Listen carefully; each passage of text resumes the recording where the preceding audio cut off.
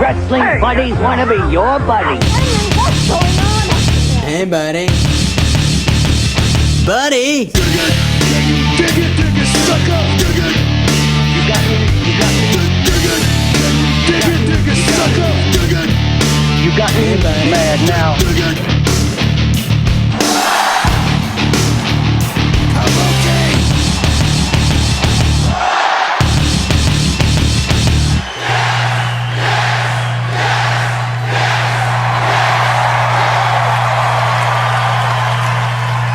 Ladies and gentlemen, boys and girls, and any creatures that might be hiding under the ring with Demon Kane, this is the Wrestling Compadres Slamcast. I am your host for the night because Johnny LaQuasto is MIA. So, I'm glad the creatures under the ring finally get some attention. right, the Hornswoggles or whatever. I am Chuck Rice. I will be steering the ship tonight. On the phone with us from Washington, D.C., we've got Dale Rutledge. How you doing, Dale? Hey. Hey, buddy. Hey. Hey, what's going on, guys? Not too much. How are you, buddy? I don't know why I'm doing like drunk old lady voice. Because you're tired, it's late, you're in Washington. Because you're a drunk old lady right now. You're telling the truth, sister. And of course, that voice that you hear over there joining us in studio tonight is Mr. Shane Hartline. How are you doing, Shane? Oh, don't get NWO music? No. Okay. I'm good, man. I'm excited to be here. If Hogan is there, I'm hanging up right now. I'm good, Chuck. Thanks for having me. Absolutely. I'm so glad you could join us. And of course, the man who has not spoken yet because he's following the rule that he set that if you're not introed, you can't talk. You know what would be funny? What if I just Did I break the rule? No, you're okay. But what if I just didn't even intro him and he couldn't talk the whole time? That would be messed up. I'm not going to do that to him. Of course, we've got Scott Narver. How are you, Scott? I'm swell. I've been the shackles have been released and the padlock is off my mouth. I can just run it all night long now. Well, guys, listen. I am so excited. I gotta go. Listen, I am so excited. Do you know why? Please tell me. Your hat's on backwards? Well, that's one, because I always wear my hat backwards, but two, because I'm embarrassed by my Astros right now, and their logo shouldn't be being shown to anyone. Ugh. What is an Astro? The greatest, well, in my mind, So the pure and greatest, innocent. the greatest sports franchise ever. But Oh. No, but what is an Astro? it's like a thing, you know. listen, you know what? You all sound like a bunch of Astros right now. You know what? You Shut up, Grandma. Turn your music down while you're at it. I am glad that you brought up my backwards hat with the Astros logo on it. I want to take a moment, jokes aside for a minute. This past week, someone from the Astros organization, who is basically right under Vin Scully in baseball, Milo Hamilton, been a broadcaster for God knows how many years. He passed away. He was really important to the Astros organization. One of the reasons why I went to broadcast journalism school in college, because he inspired me. So R.I.P. Milo. Now that I have that out of the way, I can get to the really exciting news. Okay. We are in the brand new AfterBuzz studios tonight, guys. Dude, it's And it really is cool. fantastic. Swank.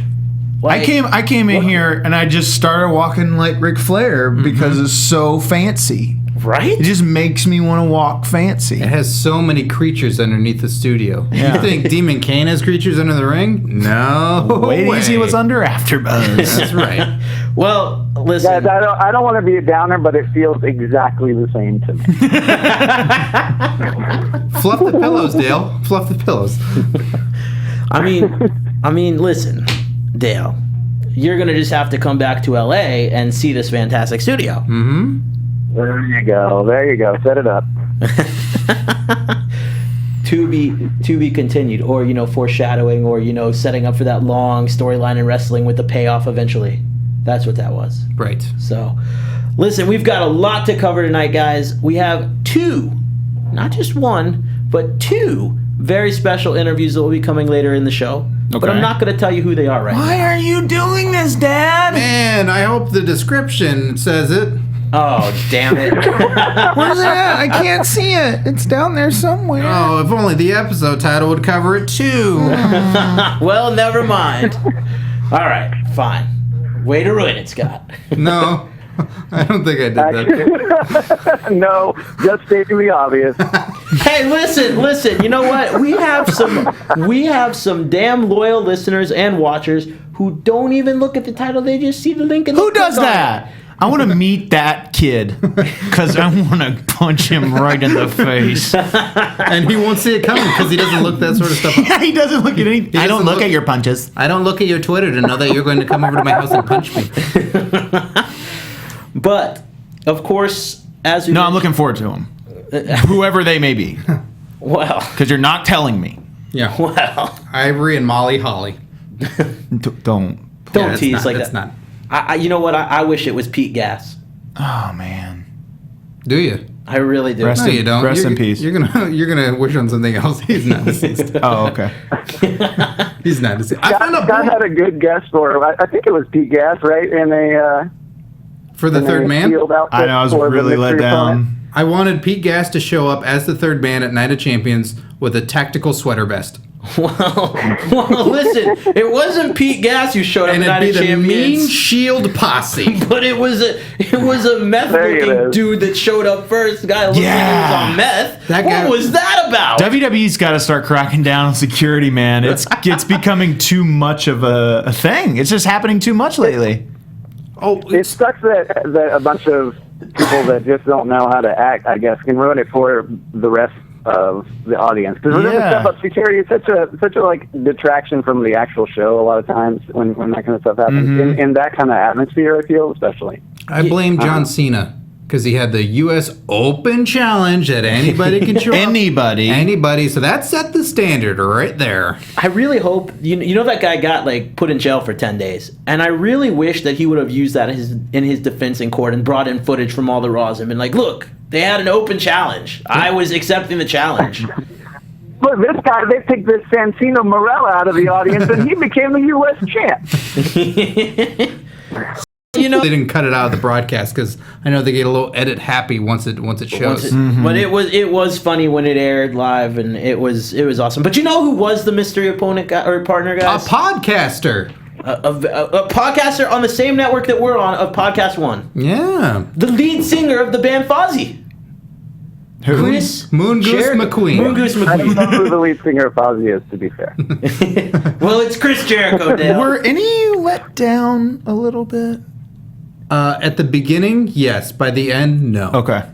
I I would think agree with that. Because I was like, oh man, good guy Chris Jericho. Like it wasn't categorized as good guy, but I was like, oh, this isn't interesting. I just thought, oh, he's the guy that's gonna lose. Like I don't care. Yeah. But by the end of the whole thing, I was way into that. I thought they did a great job. I thought Chris Jericho did a great job. I was really compelled by the end. whenever Chris Jericho shows up, it's always awesome to me. But I was actually a little let down at that moment because I was just. It was almost like the obvious choice, It was like... Well, that's funny. To me, it wasn't. Like, I wasn't expecting Jericho. Never thought of him. And I'm not a Jericho fan, but I was let down for some reason. I was like... I don't know who I was... Who did you want it to be, Shane? Well, didn't they clear Daniel Bryan recently to wrestle? Didn't they clear him recently? That's who I kind of was... I've heard rumors that he was medically cleared by his doctors, But not the but not by WWE. Oh, some hippie doctor that's like, just rub this bread on you and you're fine. Rubs his bread. What were you going to say? But is that the way that you would want Daniel Bryan to come back, though? Like, in a random mystery opponent for the Shield guys? Like, it just seems like a weird... Well, I think at this point, Daniel Bryan won't be wrestling a full schedule. I think that it's going to be, like... special appearances at this point if they let him wrestle. That's what I see happening. You know what, Dale? But that's what I'm saying. Would that be a special appearance? That's a good to be point. The third mystery opponent and a Shield guy. That's a good point. I think Virginian, sort of. You know what, though, Dale? I think that it would have been the perfect scenario. Think about it, right? He has a history with the Wyatts. They've had their little feud. They made him wear a onesie. Sure, but you can say these whatever you're about to say, you can say exactly the same things about Chris Jericho. I guarantee you. But go ahead. Ooh, 2 martini at night, Dale is cutting. That sounds like a brown liquor situation happening there. I'm not sure. Listen. I'm not sure what level that's at. It's not even Grandy anymore. Listen, for what it was, it worked. It got better as it went on. But that I agree. pay-per-view as a whole was pretty stellar. Definitely. Yeah, You it was know, a good show. I think they did a great job for a pay-per-view that typically doesn't have as much attention on it. They made it matter. They put some mystery around it. Mm-hmm. I really, go ahead, Dale. Oh, sorry. I was just going to say, I think there's been a real emphasis on that. Maybe not the entire year, but since WrestleMania. Like, I feel like they're really trying to make each pay-per-view Feel special. matter. Yeah. Have an Or have attraction something to it. that has a little more girth to it. I've been excited for every pay-per-view this year so far. They really have, and like for the most part, you have to say that the Raws have been better a lot too. Okay, so let's just go around for a minute. Shane, what was your favorite part of the pay-per-view? Sting. Sting. I'm a huge Sting fan. Scott knows this. I'm a Sting enthusiast. How many of those defining moments 2. Sting figures do you own? I own 2 legitimate, the new defining moment Sting figure. I bought one to open, put it on my shelf, and I was in the store, couldn't. I can't believe I'm saying this on air. I couldn't get one. I couldn't get just one. I'm like, I want to open it, but then no, you can't open it because it's this. So I had to get 2. I bought 2. I respect that. Yeah, Sting's my man, and I was excited they put him in the main event. I think he deserved it, and he killed himself in that match. We're gonna pause on getting to everyone else's favorite moments Okay. from the thing, but let's talk about Sting for a minute. Because clearly his future at this point now is uncertain. Mm-hmm. Shane, Heartbreaking. Yes, you know what? I agree. I'm a little disappointed with the way that match ended. Because if that was Sting's last match, it is a damn shame that he did not get at least one victory while in WWE. Well, I hadn't thought about this. I hadn't thought about this until before I came over here tonight. But do you think there's a possibility? Because I think sometimes they have to change things on the spur of the moment. I think maybe Sting was going to win that match. Like, I just had the gut of my stomach that Sting was going to take it, maybe to just lose immediately to Sheamus or something.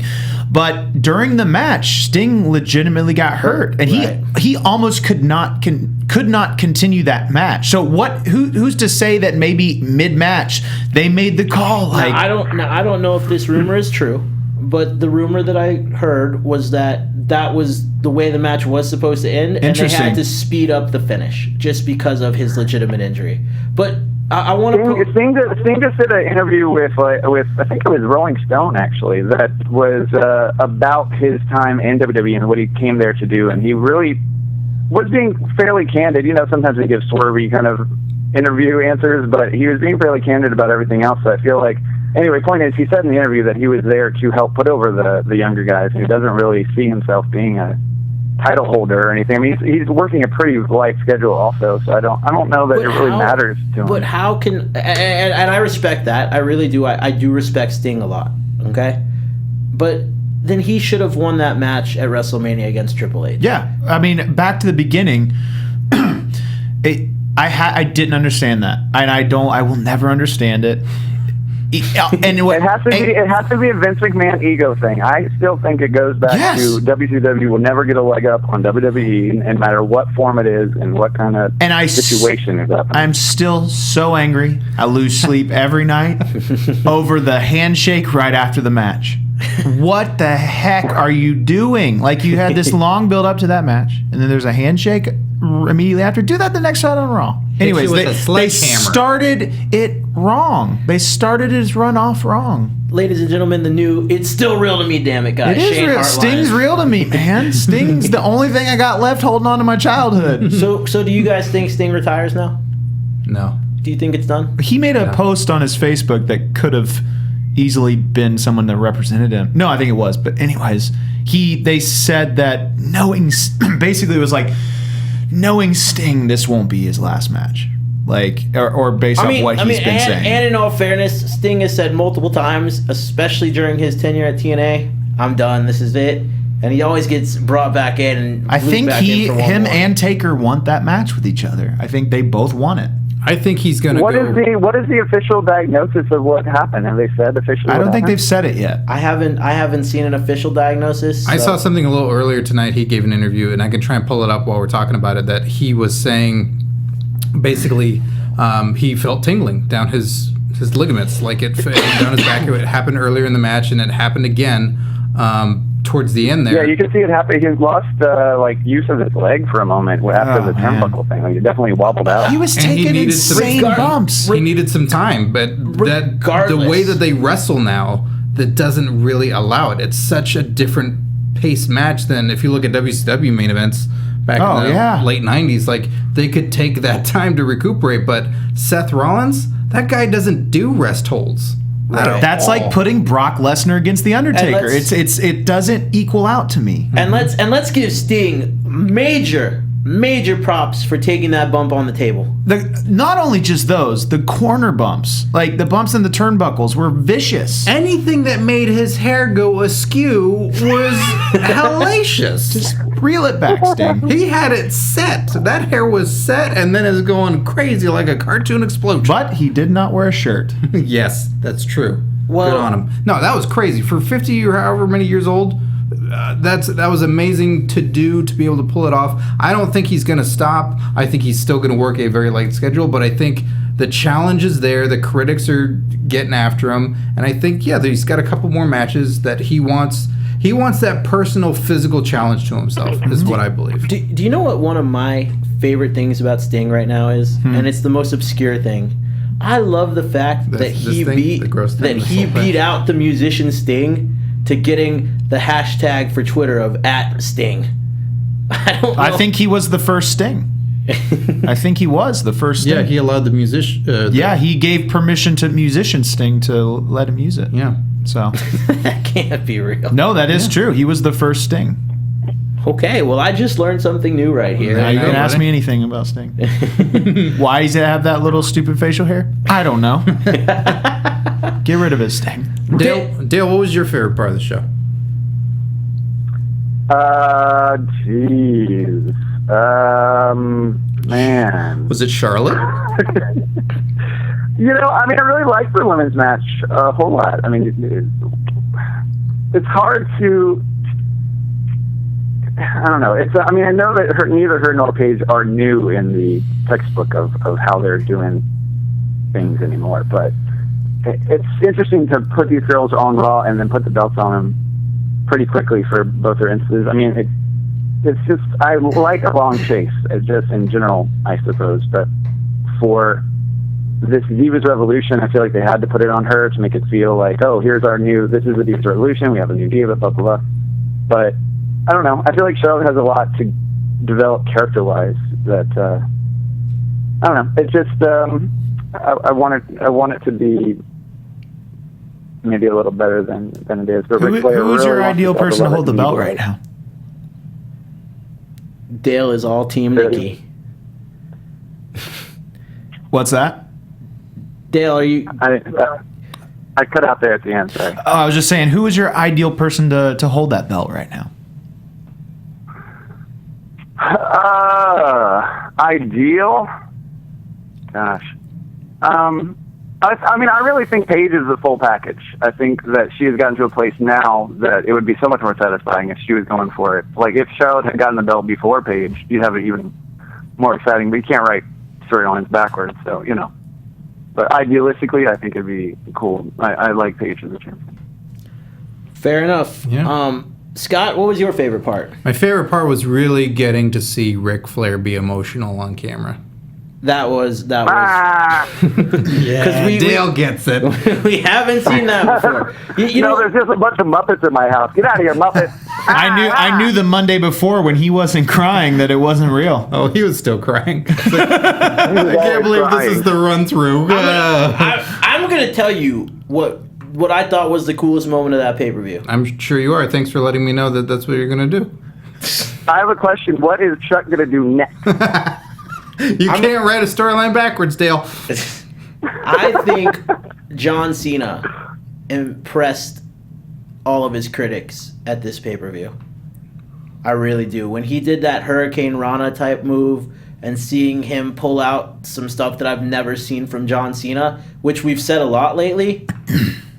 But he took it to an even higher level this week on that pay-per-view, and he has officially earned my respect. Oh, today's the day? The pay-per-view was the day. Okay. Officially. Please send out the paperwork and have the. I'm gonna send him a message, on Twitter. I'm gonna make sure he gets like a signed legal document. Too. Yeah. Block. Don't even worry about it. Don't even worry about it. I got my Muppets working on it. Perfect. Well, listen. I mean, obviously it was a fantastic pay-per-view. Obviously we saw the return of Demon Kane, which I love the storyline they're doing with Kane right now. Multiple personalities. It's great. It's something different. Who else do you think he could play? What other kind of personalities do you think Kane could play? Oh. Sting. Sting. He could be Sting. Sting Kane. I think it was overall a great pay-per-view for them. I think they did a fantastic job. New Day versus the Dudleys. I'm not quite happy with how it ended, but again, I love that. I could watch New Day all day. I actually thought when watching that match, I'm like, you know what, Dudleys? Your act is a little stale. Because New Day every week steps it up 1,000%. I mean, the minute New Day came out, they were already the winners in my mind because of that Rufio hair. Dude, yes. Big E dancing is the best thing in the WWE right now. To me, I giggle every single time. Only second to none to that trombone. I can't miss whatever they're going to do. I have to watch. And then I see the Dudleys and I go, yeah, I've seen all this. Like, they got to start doing something, start adding to the repertoire. Well, but I think to be fair, a lot of people watch wrestling for both of those exact reasons: nostalgia and new entertainment. So I think overall, program-wise, it's a pretty smart idea and awesome that I definitely didn't think the Dudley Boys were going to come back for like an actual run. So I think nice to have all those guys. Definitely. I think you're going to get your long chase with the Dudleys too, Dale. To be honest, I think they will eventually win the tag titles, but I think it'll. pay-per-view. Hey, it's a little bit of a chase though. True. Now, obviously, Raw, it's by the time y'all hear this show, it's going to be Thursday because, obviously, AfterBuzz was moving new studios. Again, fabulous studios. So unless they wait for Bathtub Friday when they listen to this podcast. True. You come home from work and you get the bathtub? So we're not going to spend a lot of time going over Raw this week. I mean, it was a good Raw. Obviously, we talked at the Demon Kane and his personality splits. And it was the highlight. I love it. That was really the highlight. Obviously, the Wyatts are doing awesome things. And we will cover more of Raw next week, obviously, but at this point, it's kind of old news for when you're listening to One this. thing I would like to say is I heard that Sting was supposed to start the show, but then they switched it last minute or something. Right. Yeah. And of course, we are limited on time this evening because of the move and it being later at night and all this stuff going on. So I want to run down a couple more things that are happening in the world of wrestling real quick for you guys. Okay. Before we get into our open conversation and, of course, our 2 interviews. Okay, we still don't get to know who we're talking to? You'll find out right before. Okay, cool. It's going to Both bushwhackers. Oh, God, man, that'd be amazing. Obviously, GFW is gone from TNA. Jeff Jarrett's team lost. Okay. So TNA is back in the control of Dixie Carter. Okay. And, by the time you're listening to this, I think Dixie had a big announcement last night when this airs. So My Twitter's certified. All right, there you go. And I think the more exciting news that people really care about is that Lucha Underground has been renewed for a 2nd season. That's a no-brainer, man. It really is. It's the best wrestling. Well, it was always about money. I don't think anyone was ever questioning it. It was everybody looking to somebody to fund it. Definitely. Is the Netflix thing happening? The best news of that to me is that they are, well, I guess it's not as great as it could have been maybe 4 months ago, but they are keeping it in L.A. That's great news for us. And they're filming in the same area in Brooklyn Heights. Brooklyn Heights? No, that's New York. So, what was the name of the neighborhood? Boyle Heights, I believe. We're saying they're going to put it on Netflix? There was the producer of the show was on here and talking about there was a big movement on the internet. Lucha on Netflix is what they're shooting for. It's a no-brainer. It should be. I don't know if it's going to happen. I hope it does happen. Any news on that deal, or is that still up in the air? Yeah, they haven't announced where the money came from or where it's going to live. I mean, El Rey is still involved, so I know, maybe it'll air it originally there and then have a Netflix deal. But, I mean, that was just trying to create a buzz type thing, I think, too. As long as it has a home for them, I think they're happy to be able to make it in production. I'm surprised Netflix hasn't picked a wrestling company up yet. Yeah. I think at some point there will be some wrestling on there. It's too popular not to be. It'd be such. I mean, they've had some WWE stuff on there from time to time, but if they housed a show like that, if they housed an Impact or ROH or Lucha, just something that had a year's worth of programming on there, where someone could binge watch the show. Maybe that's a home That's for a TNA when their deal with Destination America is up. Who knows? Who knows? That'd be great. So, gentlemen, as you know, I have introduced a new weekly discussion to our show. Okay. And this week's one is I'm following Demon Kane's lead. And our topic of conversation... Please be as happy as corporate Kane when you do it. I am so excited to tell you guys about this week's open conversation. Scarier than Demon Chuck. Oh God, guys, listen. Halloween costume, taking it. As we've clearly mentioned, Kane has two different characters that are still essentially Kane. Mm-hmm. Yes. At times, Undertaker had corporate Undertaker, ministry Undertaker, biker Undertaker, and of course Undertaker that we have now, which is back to kind of the original. So I want to know, what are your favorite and least favorite different versions of wrestlers while they're still essentially the same character, but a different version of said character? Shane? Sting. I loved all. I mean, legit. Just being honest. Legit. I've loved his evolution, and I've really liked almost every version. Joker, Sting, I was always on the fence of. I'd like it at points, and sometimes I didn't. He had a crew. Yeah. And then come back to me for the least. All right, least Dale. What are some of your favorites, man? I mean, that's a tough question. I think that Chris Jericho was able to pull off a lot of different characters in a lot of different ways. I think maybe it wore thin by the end of his 12th return or whatever kind of vibe, but overall I think he's pulled off almost every single thing that he has done, and also had the best debut type items. Right. Coming back at least on two of them being super strong. So I would guess I'll pick Chris Jericho. Scott. My favorite, without question, is Mick Foley. Good one. Because it was acknowledged that he is all these personas, he is all these characters, and he, as much as he always loved Dude Love and wanted to be Dude Love, and that's the one that's the bastard one, it's so funny. It's so funny that he's trying to be the young, cool, hip guy, and he knows he's a dork. And then when he becomes corporate Dude Love, that Over the Edge match is one of my favorite matches of all time. Stuff with Stone Cold. He's got teeth. Like, that's his way of becoming corporate, is putting teeth in his mouth where he's missing them. Cactus Jack, Mick Foley, Mankind, Dude Love, all of it. Just all the different characters, all the different promos he gave. That's the best. Well, I think my answer, honestly, of course, it's two of my personal favorite wrestlers, two of my very good friends, so of course it's a little bit of a homer thing, but I think Booker, as Booker T, was amazing, and I think King Booker is probably one of the greatest wrestling characters G.I. Bro. And of course G.I. Bro, but King Booker, or King Booker, is just fantastic. And I think Kurt Angle really mastered playing different versions of Kurt in a fantastic way, from early on with Olympic Heroes for Abstinence to... do you remember that? Not really. He had the great gimmick in the mall, right, where him and Big Show were feuding, and Kurt was this goofy little nerdy, hey, I'm the Olympic gold medal winner, and he had one of those, when you see people standing with the signs that are on both sides of them. Sandwich boards. Yeah, sandwich boards, and it was Olympic Cure for Abstinence, and he was That's had so balloons funny. And Big Show was following him around in the mall handing out condoms. That's so funny. And that is, I just thought and it worked on Chuck, and Chuck is still... Whoa. Why was Big Show handing out condoms? Because he was against abstinence. That just seems like a weird idea in the creative room. But anyway. Are you saying the Attitude Era was weird? Another. I mean, giving birth to a hand is one thing, guys, but handing out condoms, that seems a little liberal. How has no one mentioned Midian? And naked Midian? Fantastic. You know who else was just brilliant?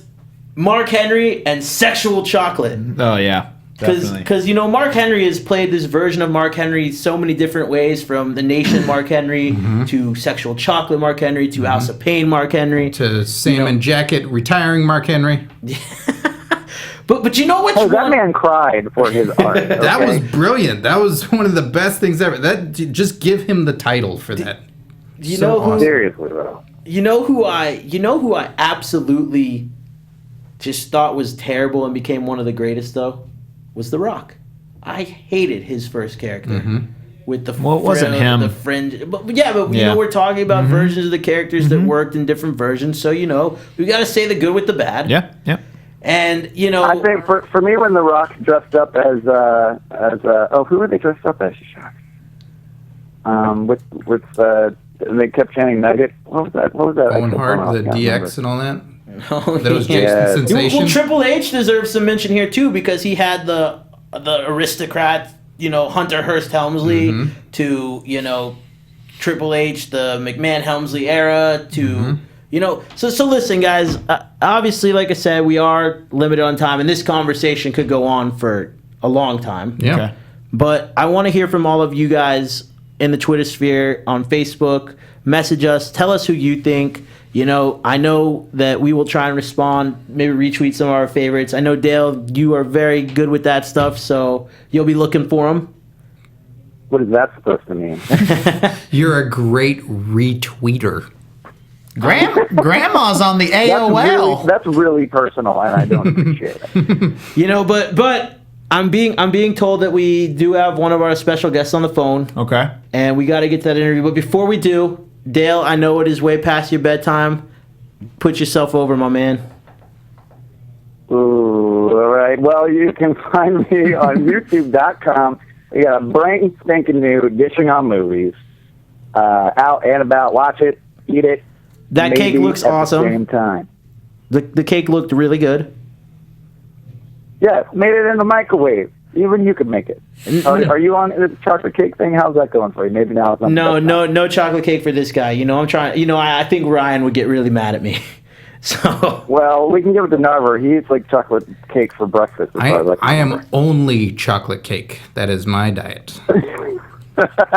Ladies. Noon and night. So, you know what, guys? I think it's time to do this interview. Dale, thank you for staying up late to do it with us. All right, good night, fellas. See ya. Toodles. Guys, this has been a fantastic show thus far. I mean, it has been, awesome. Maybe one of the best. Stellar, all great things. But you know what? It's going to get even greater, because I've got a special guest right now. He requested very special entrance music, as you can hear. Yeah. He sings this song, does he not? Is he in this band? He might have sung it to the ring before. Really? Guys, multi-talented. Ladies and gentlemen in the wrestling sphere, in the interwebs, wherever you're listening or watching us, we have formerly one half of the Lockhart brothers, the superior brother of, obviously, Team Andrew Lockhart with us. Andrew, how are you, buddy? Hey, guys, what's going on?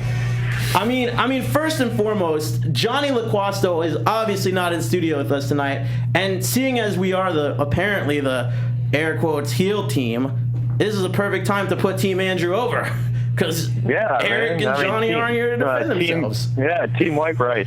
Is that our name now, Team White Rice? I couldn't think of anything else. That's all I got. Hey, man, Team White Rice, Team Andrew all the way. I like it. Guys, start hashtagging that. Hashtag Team White Rice. Just careful who you tweet it to. Don't let Hulk Hogan start tweeting it. Ooh, too soon. So this is the greatest show ever, right? So let's just take it up a notch and make it even better. It is, because you're on it now. Oh, you're too much. My LA tag team partner. There you go, buddy. Now listen, man. I saw a match that aired on TV the other day on the CW, mind you. And what happened, bro? You lost to Eric. What happened? He cheated, clearly. You know, like the sun just gets in your eyes sometimes, and I had sunscreen on and I just rubbed in my eyes and all. So I mean, you know, stuff happens. It was a warm up. It doesn't count. It was a warm up, yeah. So listen, man. I'm still 2-1. I'm still 2-1. Hey. Mind games, giving false confidence. Well, listen, brother. I want to ask you though. You have been in a tag team with your brother for a long time. How does it feel to be on your own now, being your own man?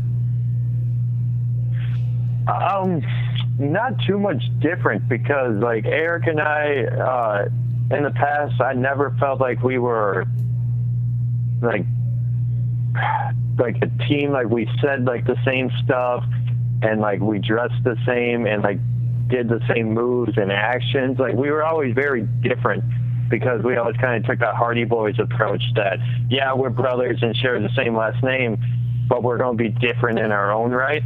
And so it's just me from, like, that times 2 right now. And, like, I'm having a lot of fun with it. It's really different for me, but at the same time, it's very natural for me because it's just, like, me goofing off.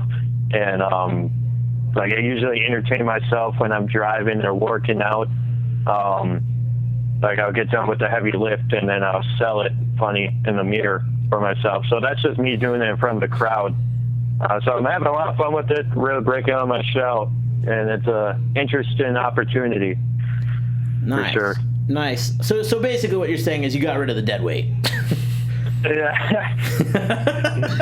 That's a nice way of putting it, but yeah. Eric's going to kill me for saying that, but you know what? It doesn't matter because he's with Johnny, and, well, you know what? They're not here, so. Yeah, Eric and J-Lo, I mean, come on. Oh, man. Eric wishes he was with J-Lo. Yeah, I do. I actually have a quick thing. Have you guys ever seen, what's that movie, Road Trip? Of course. Mm-hmm. Of course. Okay, so the guy that's, like, trying to get the tape back, I think he was also, like, in Garfield movie playing John. Like, that's what Johnny reminds me of, that guy. Whatever his name is. All right, well. I got to look up the actor's name, but, yeah, Johnny looks just like that guy in my head. Yeah, he does. You know who was actually in the movie Road Trip that is a good friend of this show? Who's that? Omar Dorsey. Tom Green. I thought you were going to say Tom Green, and I was going to get really excited. What did Omar play in that movie? I don't remember, to be completely honest, but I know he was in it. Okay. So shout out to our I'm sorry. Yeah, you think he'd be on Team Andrew? Omar? Omar is already Team Andrew. Absolutely. I mean, come on. And of course, Breckenmeyer would be too. Star of Road Trip.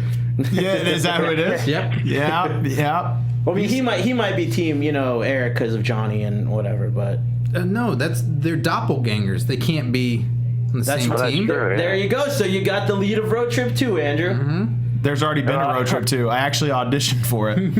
You don't Dead look like serious. Breckenmeyer enough to get it. You're right. Hey, quiet over there, Chris Pratt. Okay, I'll shut up. Back to the interview. So wait, this we're talking like people close, people with family time. What's going to happen to the Lockhart brothers come Thanksgiving? Yeah, what's the holidays going to be like?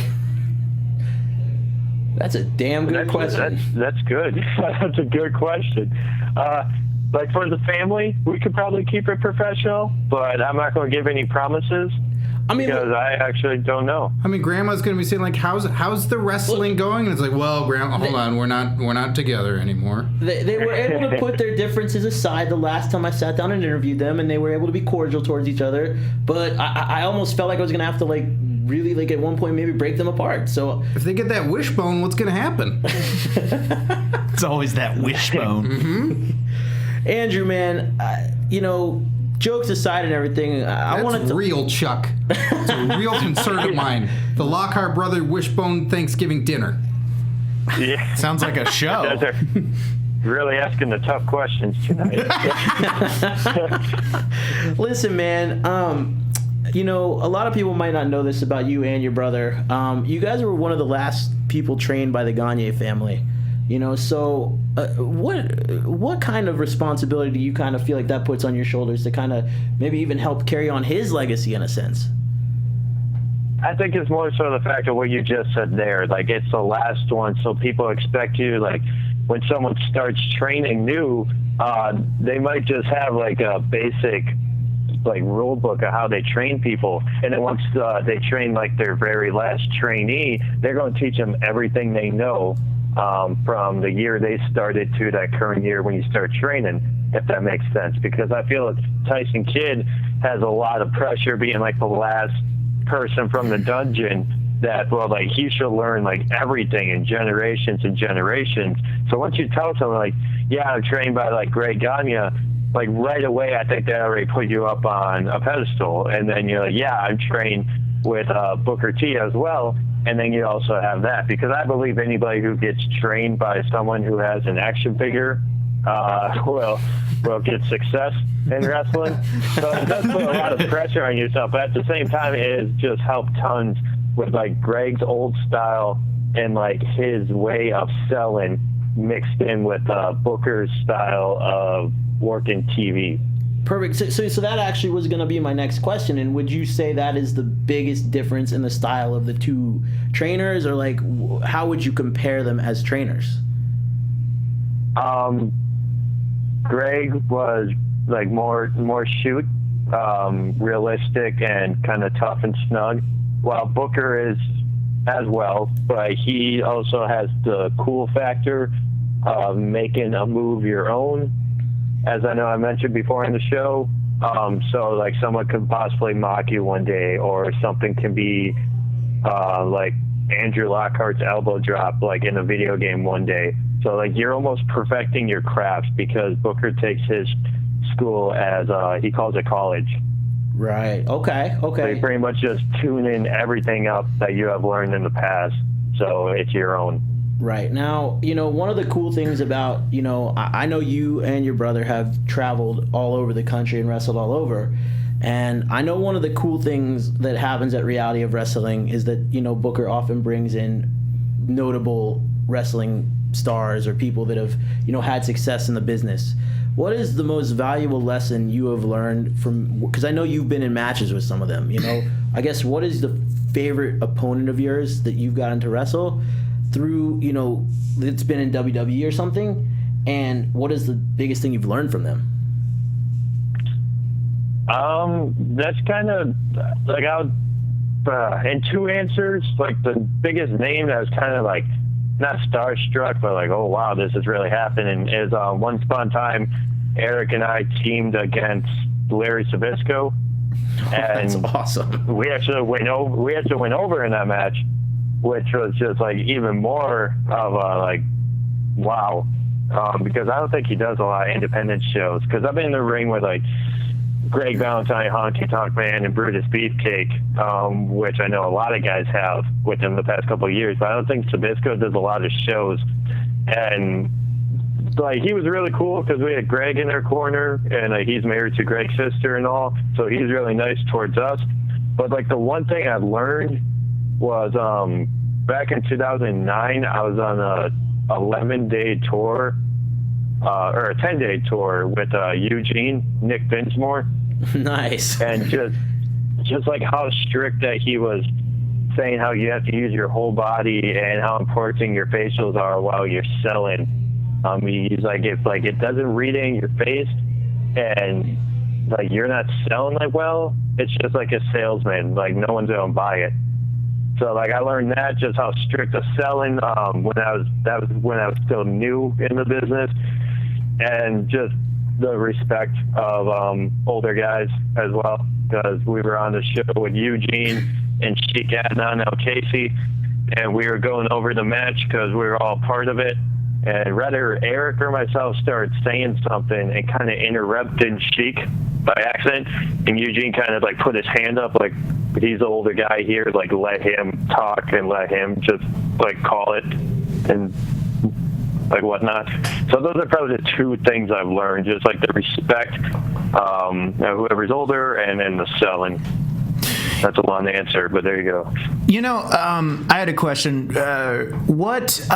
Because not many people know this, but wrestlers, their job actually extends not only in the ring and backstage, but it is an everyday in and out thing. What is something that you, maybe on the tour with Eugene, what is something you picked up on and like as the biggest lesson of like maybe something outside the ring when you were like, I don't know, traveling with him? Like what's something that you picked up like, oh, that's something I will maybe extend my career, give me some longevity. Like something helpful, or it's like maybe like a tip or some kind of like, I don't know, because I've heard like Mick Foley's he's like one of the guys that are just financially so smart outside of the ring. Like what is something that you've picked up on while traveling with somebody? I don't know.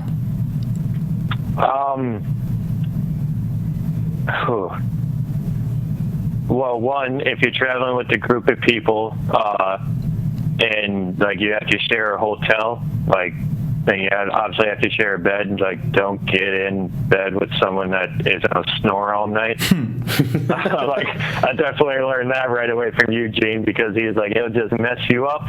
You can't sleep, and then you have to wrestle and travel the next day. So, like, just avoid that. And also, like, something I do, like, no matter what, I always try to bring a pillow with me, because you never know where you end up. Like, so every time I travel, I have a pillow with myself. All right. So I think I also learned that from Eugene. Interesting. So fans of our show, I want you to tweet at this show and at Andrew after you listen to this. What's the one thing that you don't travel without? I want to see your creative answers, guys. All right, because that's a really... Chuck, what's one thing you don't travel without? Oh man, your teddy bear. Oh man, my Astros T-shirt.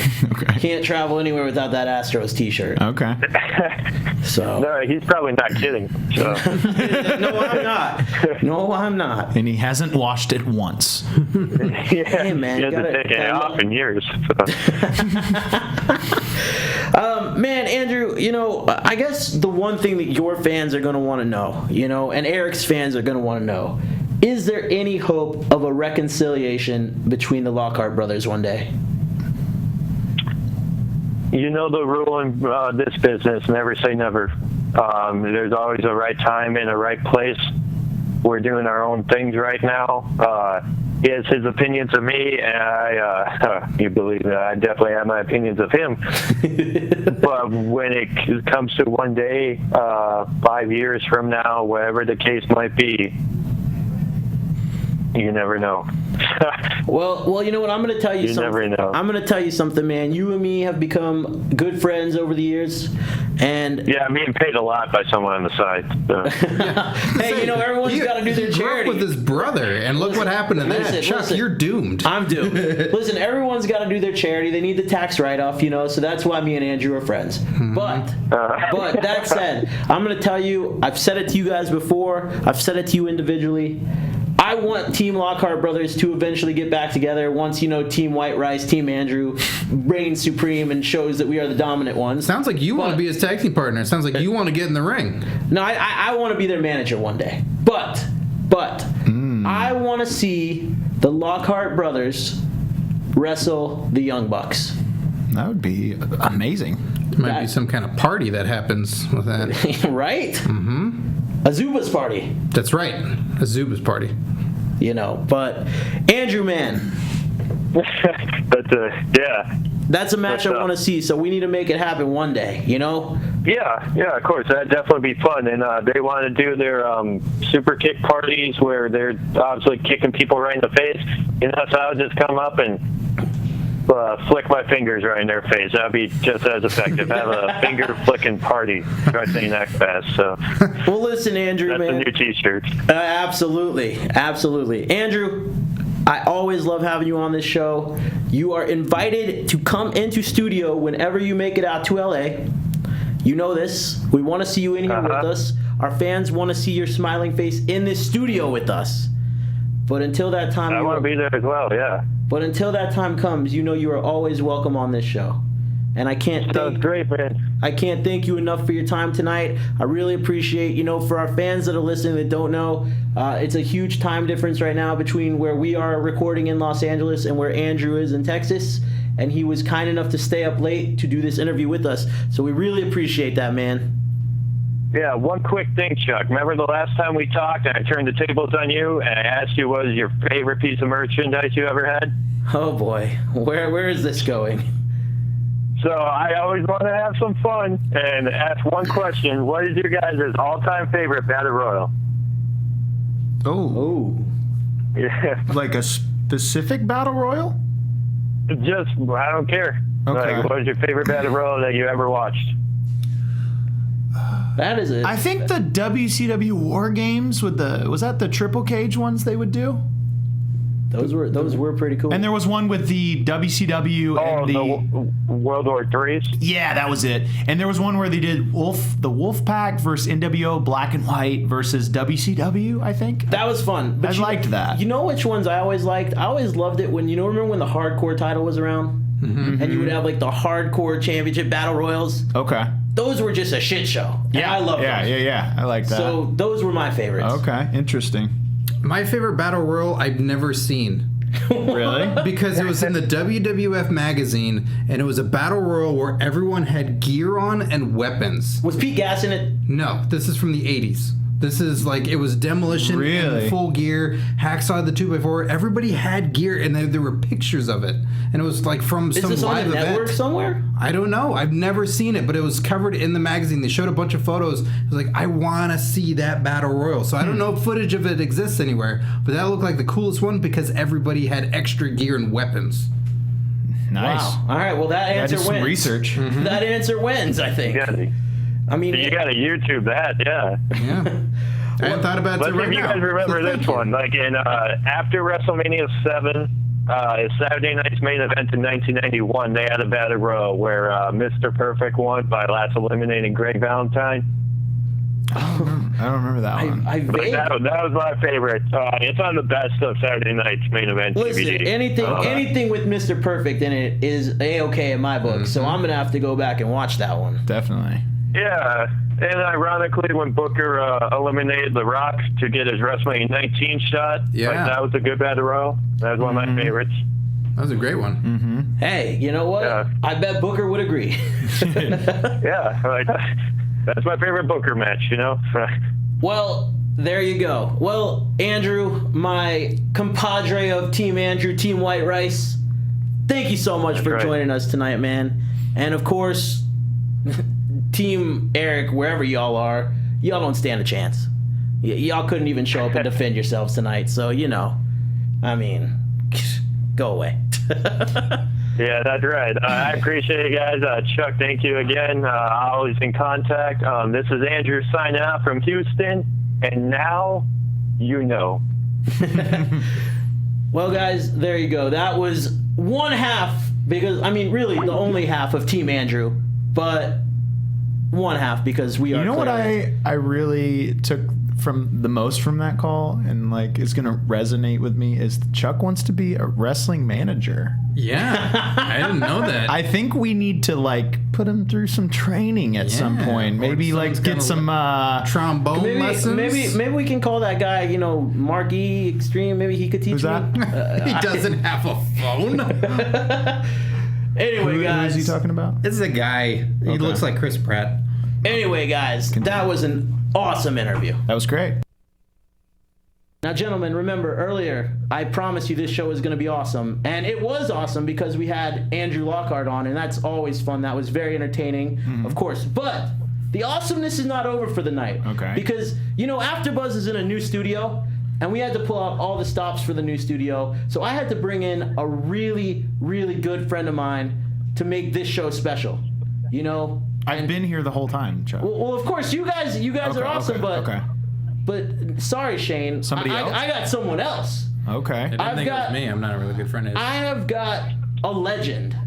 This man he's a living legend. There's no other way to put it. I've got one half of Harlem Heat here tonight, Stevie Ray. Woo! Stevie, how are you, buddy? What's going on, guys? Oh, man, I am excited to have you on the show with us tonight. Stevie, thank you for staying up late to do this with us. Yeah. Yeah.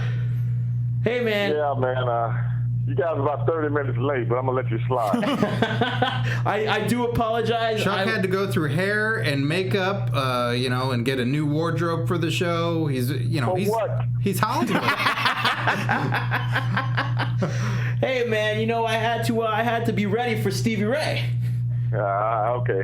I have to tell you before we get into some hard-hitting questions that Chuck made a statement in the last interview that he wants to be a wrestling manager. Oh, Lord. What do you think about that, Stevie?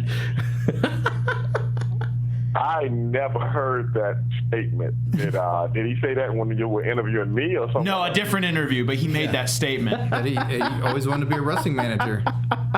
Do you think that's something he could do, maybe? Is he capable? No.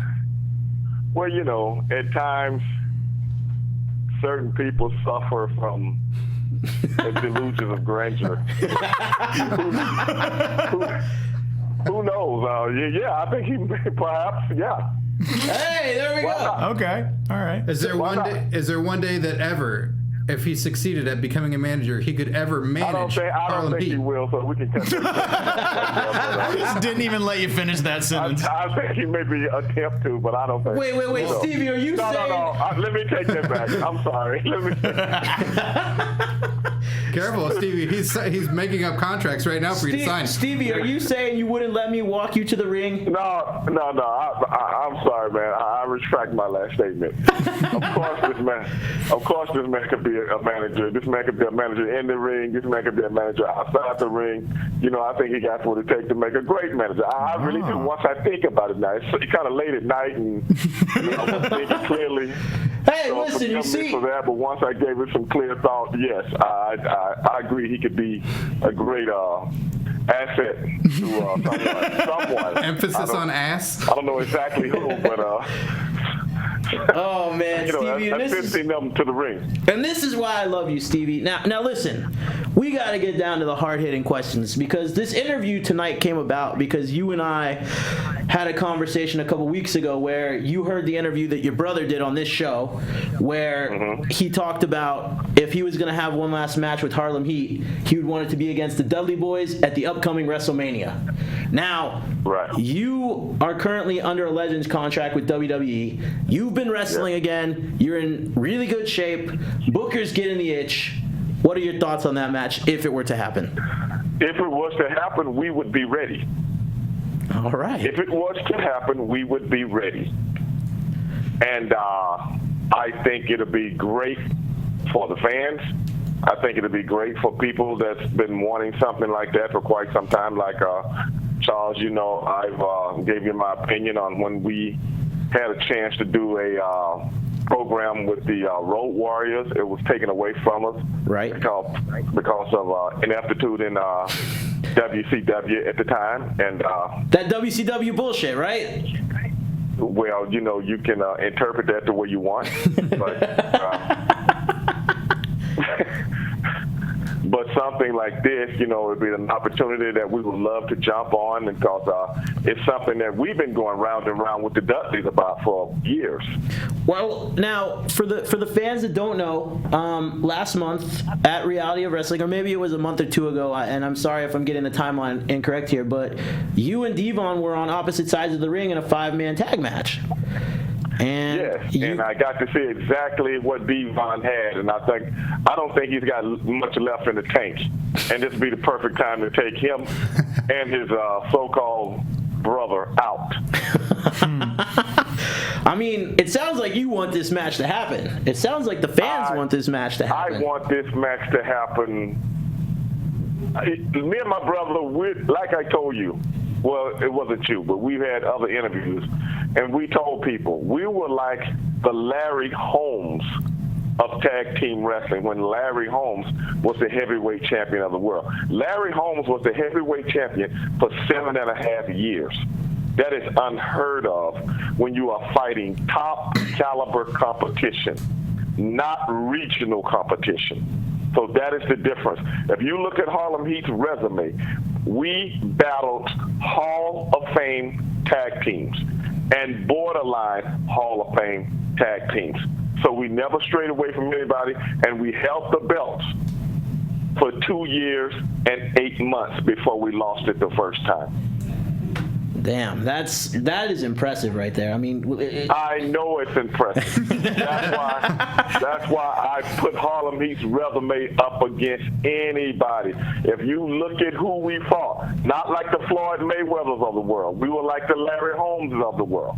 Okay. It's a big difference. So let me touch on that for a minute, Stevie, because oftentimes in wrestling nowadays, like we see that recently in WWE, Nikki Bella held the women's title or the Divas Championship for, I think it was like 287 days, something, and that was like breaking a record, right? And that's not even 1 year. Now, I'm not discrediting anything.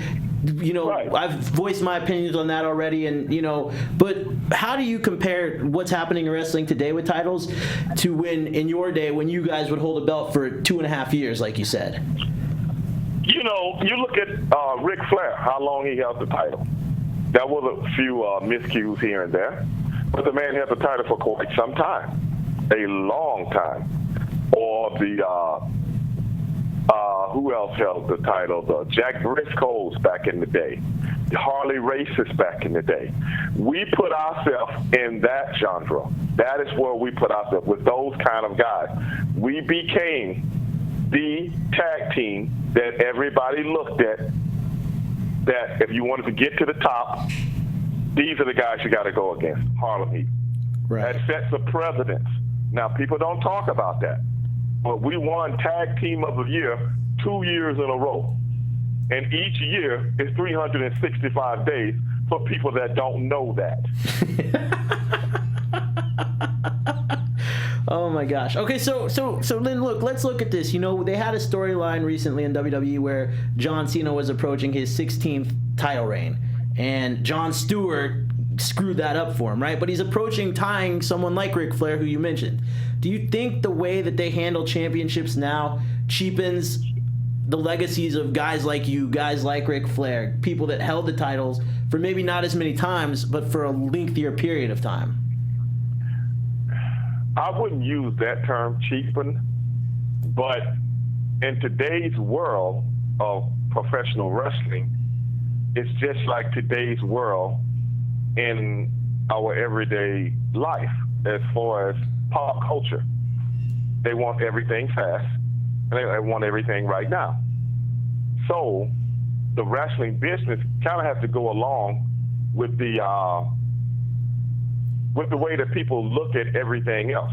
So if a person held the belt for a long time, like some of the names that you called in the past, I don't think the fans would accept it, because nowadays they want somebody to lose, and they don't want them to have it a long period of time.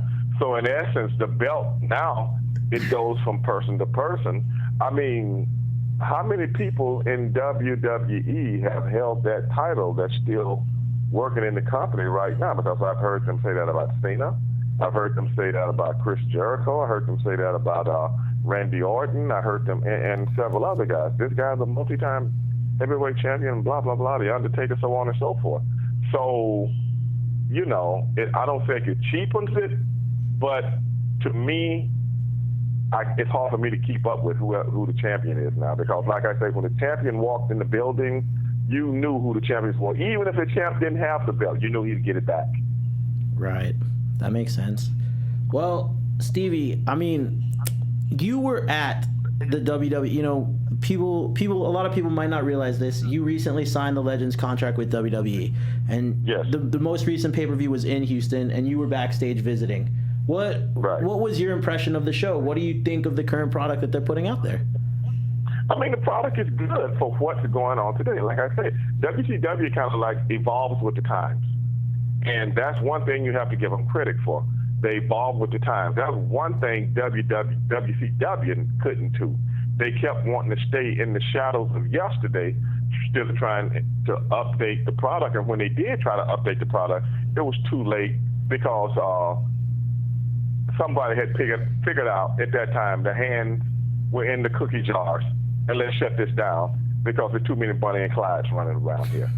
So, who impressed you at and- that show? Who did you Excuse walk me? away? Who really impressed you at that show? and the show this past weekend. Yeah. Who did you? I mean, the athletes are incredible. You know what I'm saying? Mm-hmm. And they all do what they do, and what they do it, good. So I'm not so much impressed by that show, but just on a daily basis, I had a talk with a bunch of the divas, and I was letting them know how much I really enjoy what they do. Because I'm gonna tell you, to be honest, I've never enjoyed female wrestling, but the females that they have now, and the bravado that they bring to the ring right now, I really like it. And I told a lot of them that, and they were like, "Oh, that really makes me feel well. Somebody like you telling me this, blah blah blah." The girl Stevie Ray, I talked to her about her and Rusev, and the other guy hit their gimmick that they're doing together Dolph Ziggler? with the Alana girl who Right. apparently broke her wrist and she's out for a while. And I talked to Anvil's daughter. I can't remember her name now. Natty? Is that it? Yeah. Natty. Yeah. I'm not great on names, so forgive me for that. And I also talked to Alicia Fox, and I was just letting them know. I was telling Alicia Fox when they did the Tough Enough thing, and she had to come in and work the two girls. That was almost gut busting for me. I loved it. The way she just beat I fell off my couch. I laughed so hard. And I'm like, that's the way you beat some. That's the way you beat some. That is the way you initiate somebody to this business. I loved it. And I just had to let her know that. So we chopped it up for a minute, and she was giving me a lot of background on that. So as far as I like the Rusev gimmick, the way they're doing with him as a big, strong guy, a big, strong Eastern European. We don't see that anymore too much these days. Somebody you can get mean at, mad at because of your political differences or whatever. That's. I wish it could be on another level, but I wish someone like from Syria or something would come in and we, Taliban or something like that. That would be great for me. Me, that would be great for me. But ISIS or something, so. That would definitely they would definitely get some heel heat. Yeah, WrestleMania. The Dudley Boys joined the Taliban. I would love something like that. You know what I'm saying? But people take things too far these days. But I think everybody there is working real hard and they're doing what they can do. Now it had to be a little bit of a surreal feeling being backstage at this particular show because, I was watching it and for a moment there I was like, what year is it? Because you had guys like Chris Jericho, Sting, the Dudley Boys, all on this one show that, I heard Scott Hall was backstage visiting. You know what I mean? Like, so yes, like, he was. what was it like for you to be there amongst that group of people that was such like a mix of legends and current talent? I mean, it had to be a surreal feeling. Actually, it was just good to see everybody. You know what I'm saying? Right. It was just good to see everybody, man, and because those guys that you mentioned, we spent so much time together. Me and Scott Hall would sit down and talk for a long time, and me and the Armstrongs, we reminisce about some of the old times, some of the matches that we had that Scott was saying, how many times did we wrestle you guys? And I was like, man, I can't even remember. I said we wrestled so many times. I was just mad that they never put you guys' dad in there because we wanted to wrestle Bullet Bob Armstrong also. but back in the day, we wrestled them so many times, man. But it was just good to see everybody, and Sting. I haven't seen Sting in quite some time. All the other guys I've seen at different, whether it be a show that was in town or whether it be a convention somewhere, something like that. But I haven't seen Sting in quite some time. So seeing him was pretty cool. Absolutely. Now, Stevie, I'm going to shift gears on you here for a minute. Everybody that's listening to this show, anybody that follows you knows that you are a big fan of mixed martial arts, boxing, all the fighting genres. And I know that you've taught me a lot about it over the last year whenever we have our, semi-weekly, weekly conversations. Okay. There's a question that has been going around. Now, I know we've talked about Floyd Mayweather before, and I know your opinions of him. Do you? Well, I know they've changed recently. I know they've changed a bit. No. I mean, okay.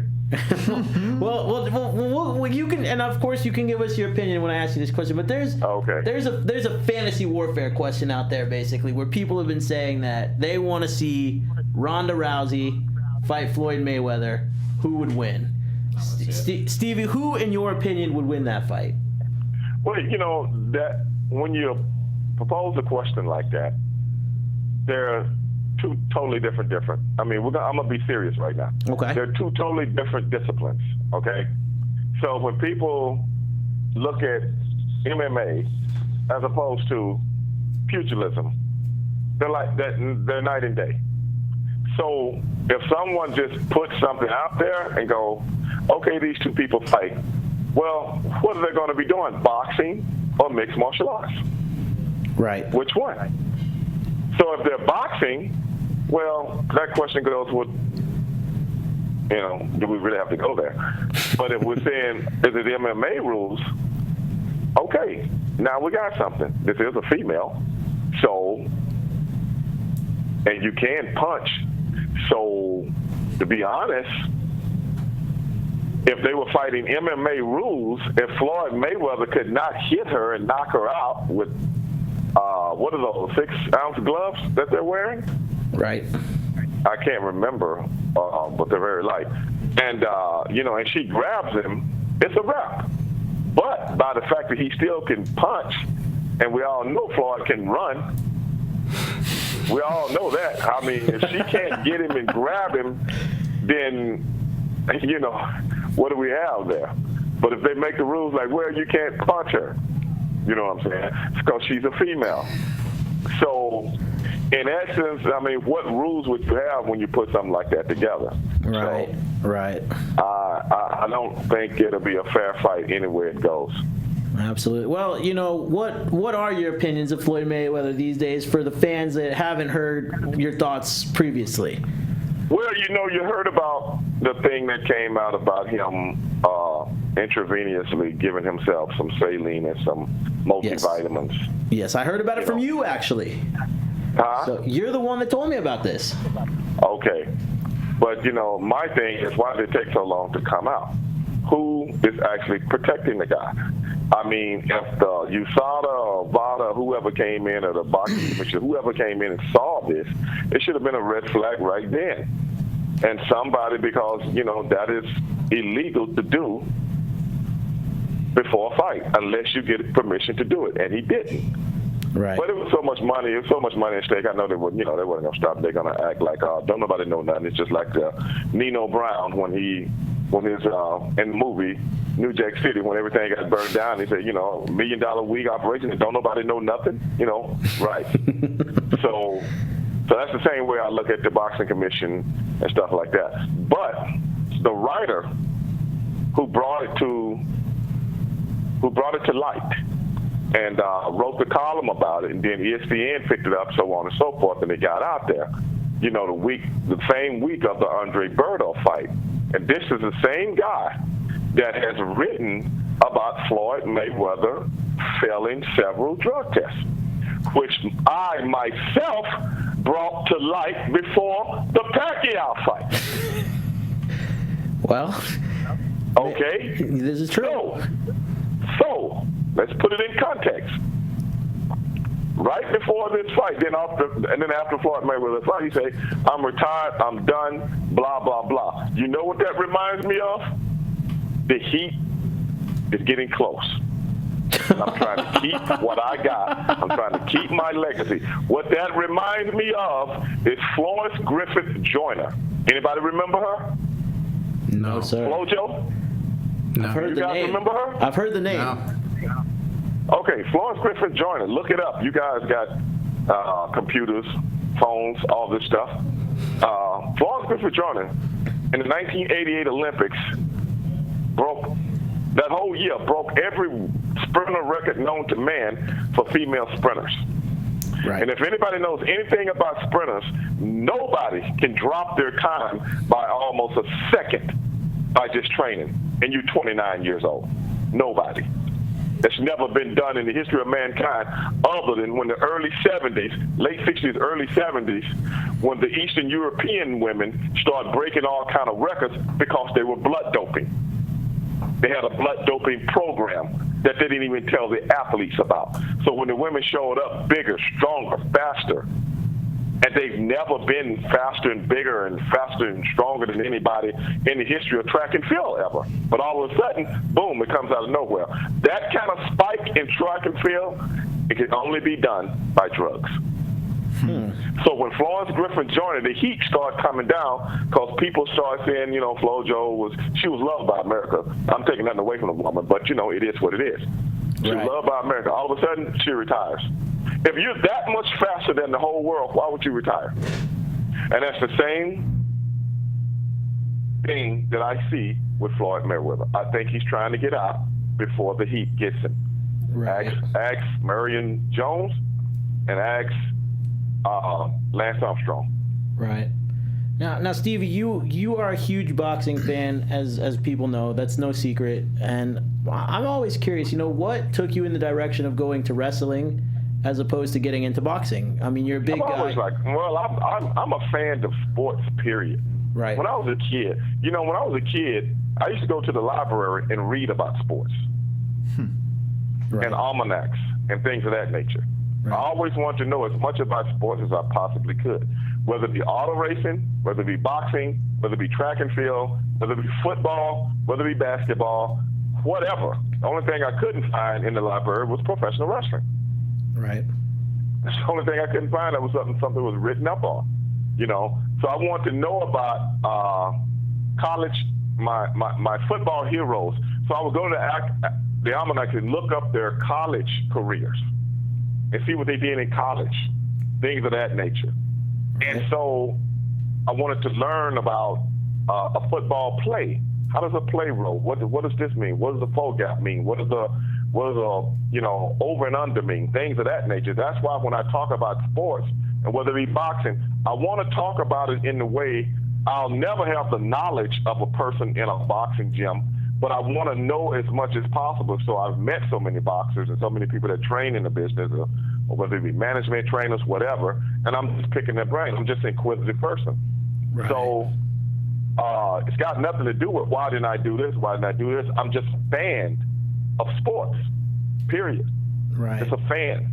And I want to know as much as I possibly can. That's why when I talk sports with people, I'm talking from a different level. Not that I'm trying to put myself over like I know more than people, but I look at sports in a different way than most people do. They just look at it from television and they wait for the narrative to be created for them. I don't do that. Right. I want to learn what I want to learn. I don't want people on television to tell me what they want me to know so they can keep me watching television. Yeah, it don't work that way for me. So that's the difference when it comes to sports. So when I'm talking about Muhammad Ali, I want to know about the man's total history, not from some documentary. I want to read it. That makes perfect sense, actually. Now, I speaking of, choosing going into wrestling, some people might know this, some people might not. You're the reason that your brother got into wrestling. What was your mindset? I mean, obviously people know Booker's story. They know that after, he got out of prison and, he was living with you for a while. What was it that you thought why he should get into wrestling? Well, I just wanted to try it out, and I was like, hey, let's try this out. It might be fun. We never thought about what happened at the time. You know what I'm saying? What happened after we got into it. I wanted to try it, and I thought it'd be good for him to do it too. We was like, hey man, let's try this. It might be fun. And that's really all we really want to go. Let's try it and have some fun. We've tried everything else. We've always been pretty successful at, whatever sports we chose. So I was like, well, let's do this. Right. And that's what happened. You know what I'm saying? And, the rest is kind of history. We never thought it would come to what it became, that it, would engulf our lives the way it did. But in another way, we wasn't surprised either. Right. So let me ask you this. Go ahead. I was going to say, are you still having fun? Are you still enjoying wrestling? Yeah. I mean, wrestling should be enjoyed. You know what I'm saying? It should be enjoyed because there's only a select few that have done it at the level that we did it at, and that's something we'll always be proud of. There's hundreds and thousands of people that try this, but only a select few get to do it at that pinnacle level. Right. And that's something we'll always be proud of. Right. Well, Stevie, man, it is always a pleasure getting to chop it up with you. I'm very thankful. I know our fans really enjoy whenever you come on the show. I appreciate your time tonight. I know it's late where you are, so I don't want to keep you much longer. But sound like you got one last question. Well, I just want, I guess my one question, and this is the one question I've asked you before, and I want to know what you think. Is Harlem Heat going into the WWE Hall of Fame? I've been getting that question for the last, I don't know how many months on Facebook and so on and so forth. But I'll tell you the same way when people ask me on Facebook, I'll tell you the same thing. It would be nice. Well, of course. Let me rephrase the question, Stevie, and I know the answer, but I want to hear it straight from the horse's mouth. Does Harlem Heat deserve to be in the Hall of Fame? Yes. Well, there we go. So, of course, yes. Stevie, your fans can find... If you are the Larry Holmes of professional wrestling, if Larry Holmes is in the Hall of Fame, Harlem Heat should be in the Hall of Fame. Like I said once, I've said it 1,000 times, Harlem Heat put tag team wrestling back on the map. I don't think you'll find anyone that will dispute that. When you change a sport, like in a position, like when Lou Alcindor changed his name to Kareem Abdul-Jabbar. He changed the game of basketball. Michael Jordan, when he came in, changed the game of basketball. When people had to start doing things different because of what these guys' skill set was. Mel Blount changed the game of football. He played cornerback, 6'3", 220 pounds, could run a 4.40, and no wide receiver with the rules back then. They had to change the rules for this man because nobody could beat him. He was too big, too fast, too strong. Bench press 400 pounds. They changed the game for these guys. So I look at Harlem Heat in the same light. Harlem Heat came on the scene, and we changed the game of professional tag team wrestling like people had never seen it before. You will not find anybody out there that would disagree with that statement.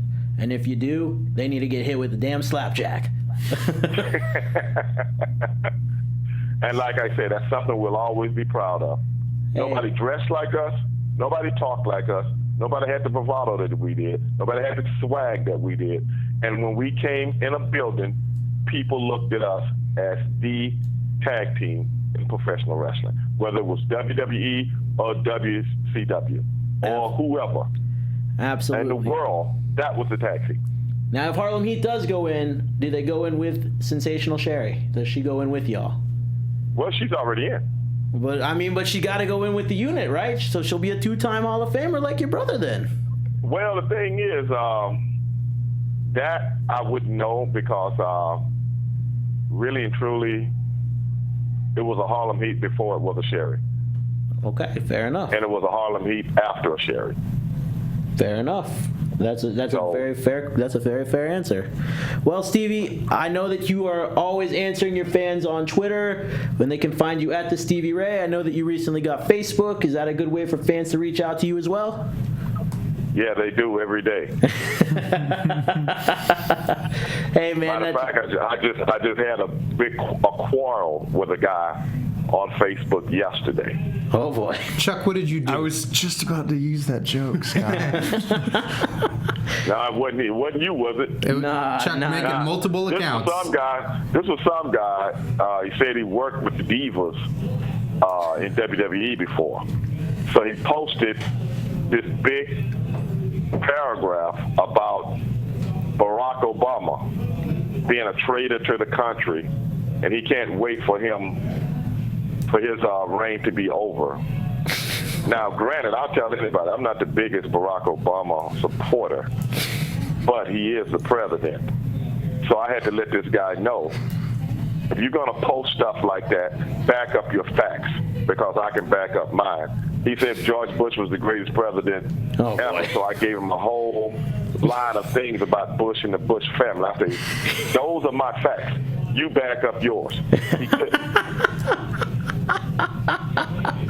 Oh boy, listen, gentlemen, let me tell you something. And Stevie, while I still have you on the phone before we let you go, getting into a debate with Stevie Ray when there are facts involved, you will not win. This man is like a walking internet. He knows everything about any topic I've ever brought up to him. Wikistevia. Exactly. Wiki Stevia. So, Stevie, man, I appreciate you, brother. I got nothing but love for you, and I really appreciate you coming on and doing this with us tonight. No problem, brother. You guys enjoy the new studio. Thank you so much, man. I'll be in touch with you soon. All right, bro. Peace. Peace. Well, gentlemen, I promised you we'd have a hell of a show. I think we succeeded in that mission in the first episode in the new studio. What do you? I feel good. Yeah. I'm feeling good. I feel good too, which is a shame we cracked that champagne bottle in here earlier, just Kristen's place. Turns out you only do that with a boat. Yeah, it's only a boat thing. I tried to tell you right before you were doing it. Sorry. It's only a boat thing. It's only a boat thing. You just were looking at me. I was like, is that a Lonely Island song? Smash. You know what? And I will say this, guys. You know, after Stevie's interview, hell of a guy, and he truly does. Harlem Heat does deserve to be in the Hall of Fame. Absolutely. You know, like, and if there's anyone out there that disagrees, I mean, you got like post Stevie it on said, Facebook. I dare you. You better be able to back it up with some facts. Yeah. You know, Dude, I could listen to him talk all day. I love listening to him talk. You know, you know, the thing about speech Stevie would be is amazing. What's that? His speech. Oh, his Hall of Fame speech. You know, look, I've said it for a long time. It's gonna happen. Booker's already in the Hall of Fame. They're doing WrestleMania's in Texas this year. It's gonna happen. It needs to happen. I know I'll be there, and if he does go in the Hall of Fame, I'll be one of the happiest people. You know, Who inducts them? Who inducts Harlem Heat? not Chuck, not Chuck. You know what? Yeah, hashtag not Chuck. If I don't someone know. had Who would it be? I think it. You know what? I think it would. I think of. Sherry, maybe? Scott Steiner? I think Charmel. Maybe. Yeah. I think maybe Charmel or maybe the Steiner brothers, but because of There's no way. Scott's relationship with WWE, I don't. You know who it might be. It might realistically be someone like Sting. It might be someone like a Kevin Nash, someone that they've had a really good friendship with over the years. You mentioned Scott Hall, maybe Scott Hall. Scott Hall. You know, there's plenty of options. Sure, yeah. You know, the bottom line though is that they deserve to be in there. Oh, absolutely. And like you said, you could listen to Stevie talk all night. You know, I feel very privileged that I've gotten to know Stevie over the last year or so, and we've become pretty close. And he's fun to talk with, man. So you know, you guys, he is good. He will answer you guys if you get to him. Just back up your facts. Just be respectful. My dream WrestleMania scenario would be like maybe a 4-way. With the best tag teams from history or something like that. That would be awesome. So you say that, right? Now you obviously know my pick would be Harlem Heat to be in that match. Sure, yeah. Who else would you put in that match, Shane? Dudley's, definitely. Okay. It's not, our talk earlier, off air, I think your first pick would be Billy and Chuck. You know what? I love, that is one of my favorite tag teams. I thought they did. New Age Outlaws have to be. New Age Outlaws would absolutely be in that match. So Billy's doing double duty. And maybe Hardy's. Would you put the Hardys in there? I would. I'd love to put Edge and Christian in there, but that's not. Kevin Nash and Scott Hall, I don't think would. I don't know. I don't know if they'd be like they could keep up with the pace of that match. I think for a match like that, you'd have to expand it to a little more than 4 teams, and I think that WWE would have to find a way to squash their differences with Scott Steiner, because the Steiner brothers are arguably one of the best tag teams that came through. As much as I'd like to see that, I don't. It would never happen. But this is a dream scenario. You're right. Going back to the dreams. Get back to the dreams. Steiner doing a promo before that match. I want to see him be the ring announcer That's what he needs to be for that match. You know, cheap plug for this show. Go back and listen to one of our previous interviews with Stevie. Cheap plug for your own show. I don't think you know how cheap plugs work on your own platform. We're already here. Yeah. All right. Listen, go back and listen to our previous interviews with Stevie, and there's one story that's really interesting where he talks about, you know, when they were getting ready to do Hog Wild. And and the match with the Steiner brothers there, and it's really interesting. You guys will really enjoy that. But guys, look, it's been a long night. It's late. We need to put ourselves over. Shane Hartline. Shane Hartline on every single social media outlet. It's ShaneHartline and ShaneHartline.com. You can find out everything there. And of course, they can find you every month at IO West. Yep, the hopefully Chris Pratt and Shane Hartline show. We're legitimately trying to get Chris Pratt to come do this. October 5th, 9 p.m. is the next one. It's an event. There have been epic things that have happened. It has been a freak show. And of course, dude, you remind me of someone. Who's that? You look, and I'm Chris not Pratt. talking about Chris Pratt. Obviously, we mentioned that, but you both, and we're gonna get to you in a minute, sir. But I can't put my finger on it. But you remind me of this guy. I'm just supposed to read this. Can you give me reference to like where have you seen this person? YouTube.com/onyourmarkshow. Oh, that guy. You look so much like him. I should go check this out. Marquee Extreme. He posted some great videos this past week about like how to do certain wrestling moves. How to do a bionic elbow. I mean, they were completely wrong, but you know, I found it to be quite factual. I'll look into it. I mean, sounds interesting. Some people say they're funny. I find them informative. Sounds like the most interesting channel on YouTube. It's like the greatest wrestling show available on YouTube. Yeah. What do you guys think Stevie Ray would think of Marquee Extreme? I think they get along great. I'd have to go look up the Marquee Extreme guy. I think Stevie Ray would be in trouble because he's got to back up his facts with Marquee Extreme. Well, yeah. And Marquee Extreme always has his facts straight. Okay. Speaking of facts straight, another man who always has his facts straight. You, sir. Put yourself over, Mr. Narver. You can listen to my comedy wrestling podcast, Curtain Jerks, available on iTunes and SoundCloud. And this week we've got Marty Scroll, and also we've got, Scott Lost, former UPW and PWG wrestler, on the podcast. Hopefully a big announcement. Awesome. Yeah, it's pretty cool. Marty is, I've said it on this show before, I think he is arguably one of the best wrestlers in the world right now. Oh, all right. Yeah, well, he Tom Anstey from Wrestling Memes talked to him on the podcast this week. And if you follow us on Twitter or check out our Facebook page of Curtain Jerks, there might be a really big announcement of a guest that we'll have next week that'll make me grin from ear to ear. And Chuck, you already know about it, but no spoilers. Oh, I'm excited for this one, too. I'm waiting till it's in the can and happen, and then I will plug the hell out of it. Because apparently it's been planned for like 3 years, right? I've been trying so hard. But yes, youtube.com/onyourmarkshow. Great stuff. Can't recommend it enough. Weekly videos are happening. But you see, he looks like someone, too. Matthew McConaughey. I get that a lot. From that same YouTube From that same YouTube show. Huh. It's bothering me. We should go watch it together. You know what? You know what? I want all of our listeners, everyone listening right now, you need to check out the Marquee Extreme show and tell me if you think I'm crazy. What's the link or again? If these guys... youtube.com/onyourmarkshow. Okay. Clearly you've watched it. So I watch it a lot. I learn from this show. Do people tell you look like Skeeter? I hear Matthew McConaughey all the time. I don't know about this Skeeter I get guy. that. All right. Well, of course, Johnny LaQuasto is not with us in studio tonight. He's off gallivanting around the country, avoiding confrontation from Andrew Lockhart of Team Andrew. Sure, sounds like a good manager, that guy. Not here to defend Team Eric. Terrible manager. Clearly, I'm the superior wrestling manager out of this show. Whatever. But Johnny LaQuasto, you can find him on Twitter at JQuasto. Of course, you can find us on Twitter at WrestlingBuds. And of course, tonight I was your hostess with the mostest. You did great tonight, Chuck. Thank you. Yeah. You can find me on Twitter at CRice17. I will be in Texas pretty much towards the end of October, all of November, working with the Lone Star Film Society for the Lone Star Film Festival. Make sure you check out our lineup. If you are in the Dallas-Fort Worth area, please do come check out the festival. We've got some amazing films there for it. And I have some big announcements coming up too about some movies soon. So,